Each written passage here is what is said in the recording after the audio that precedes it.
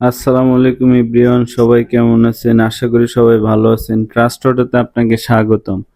আজকে আমরা একটা এক্সজিও ফিল্টার গাড়ির সামনের ব্রেক প্যাড চেঞ্জ করতেছি। তো দেখেন কিভাবে ব্রেক প্যাড চেঞ্জ করতে হয়। ব্রেক গাড়ির অনেক গুরুত্বপূর্ণ একটি সিস্টেম। তো আমাদের সবার উচিত অ্যাটলিস্ট 2 থেকে 3 মাস পর পর ব্রেকটা চেক করা ঠিক আছে কিনা। আর আপনারা যারা